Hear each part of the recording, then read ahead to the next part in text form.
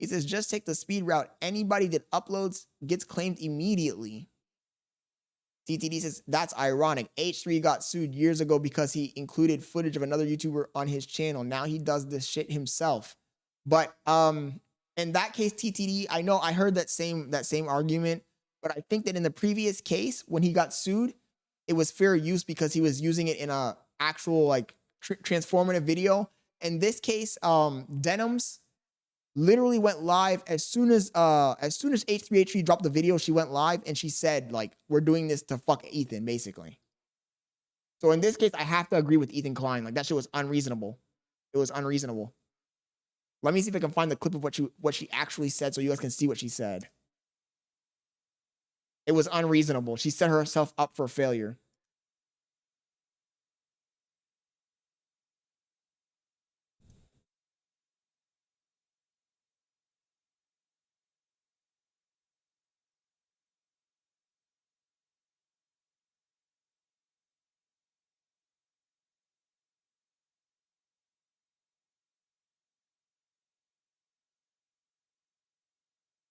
Let's see if we can find it. Maybe it's this one. Because Ethan Klein's too much of a sue me because he knows. How's the lawsuit going? Nowhere, because Ethan Klein's too much of a sue me. Any day now, he's gonna sue. He's gonna sue. Chat, just a reminder, by the way, just a reminder. After he paraded on the internet about how he was gonna sue me and he wanted to sue me, guess what? Still no lawsuit. Oh my God, he's so bitch made. I'm actually pretty certain that his lawyer told him to stop going after me. His lawyer most likely said, dude, like. He says, did Kai or Fuzi ever strike you? No, I've never been striked by any of those content creators, Rob. You think I'm the dumbest? I got striked. You want to tell me? I'll tell you what happened to me. I got copyright striked by a cooking channel. One of my moderators dropped a video in my Discord for us to react to. It was a cooking channel. I reacted to it. I set up, you know me, chat. I'm outspoken. If I'm going to watch somebody and he's doing some dumb shit, I'm going to go crazy on him. And I went crazy. I called the guy fat, ugly, a degenerate, blah, blah, blah, blah. I started insulting the original content creator and he copyright striked me. But I fought it and it got removed. I did a counterclaim. Personal live, that's fine. Go read the lawsuit. Maybe if you don't want to respect me, you can go respect me. He said got cooked by a cook. Oh my God. But Fuzi and Kai never did anything to me. Suing Denims, but not XQC. How can so many people be so retarded? If you enjoyed not giving any views to that terrible video. Didn't somebody comment on this? This is Legal Mindset commenting on this. Lonesome Poet says, just got here and wondering if what Ethan did is considered entrapment. Sorry, and once again, I want to explain this stuff. I'm just laughing in general. So, and that's not a thing. You're probably thinking about like police entrapment. Yeah. This is like a reaction to a reaction to a reaction to a reaction to a reaction. What the fuck are we even doing here, chat? I'm reacting to Asmongold, reacting to Legal Mindset, reacting to Denims, reacting to Ethan Klein. You can't make this shit up, chat. Something else different. This is not criminal. This is copyright infringement. So no, there's no such thing in the law. It's enforcing your right. And I use the example once again of the house. It's like putting an alarm. This Inception is real, Scott. The burglar? No.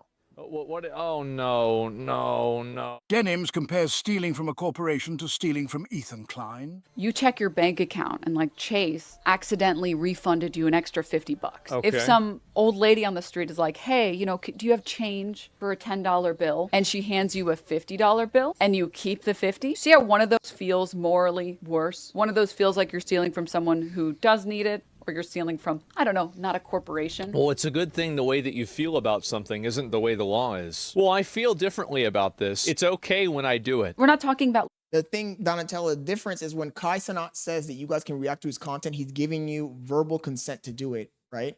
If he goes on stream and he says, yo, if you guys want to react to my content, just make sure that you guys are doing live reactions and talking and showing yourself on camera, that's him giving explicit content to do it, right? The thing is that these other content creators, DDG, for example, they're kind of, you know, it's their content, so they set the guidelines of how you can react to it. If they say, yo, I don't want you guys to react to it live, you got to wait until I'm done and it's a VOD, then he's kind of giving you it's a verbal agreement that he's telling the audience, like, okay, you are allowed to react to this and make content off of it, but you got to wait until it's released. But when it's a content creator who hasn't said anything at all, like Ethan Klein, and you're just going in and reacting to their content without any permission at all, they can do whatever they want to you, essentially. And then it's up to you to fight it.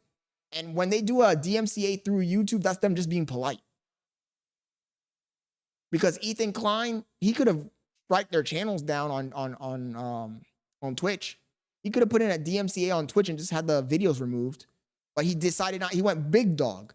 Homie went big dog. He said, forget about all this platform bullshit. I'm going to go straight to the fucking U.S. Congress, U.S. Copyright Office, and I'm going to nuke them.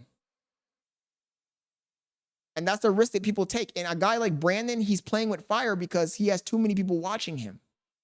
You know, it's a big difference. It's a big difference if you have like 500 people watching your stream or 1,000 or even, I'm going to say even 5,000 people watching your stream. But when you start pushing like 10,000, 15,000, 20,000, 30,000, when you start rivaling the original content creator on the platform, he's like, let's say fucking DDG's live and DDG has 29,000 and you're on YouTube and you have 25,000. Like, come on, my boy. What are you doing? You're crazy. You're crazy. And then you got to remember, and somebody pointed this out a few weeks ago, it's not just Brandon that's doing it. So there's let's say DDG has 30,000 live. Brandon has 25,000 live, but then there's 10 other channels and those all have 1,000 people too. So the number of people watching it on YouTube the number of people watching it on YouTube actually eclipses the amount of people watching it on Twitch. I would be mad too. If I was the original content creator and I have 50,000 people watching me on Twitch, and then I go to YouTube and there's fucking 80,000 people watching other people watch my content on YouTube, I would be pissed too.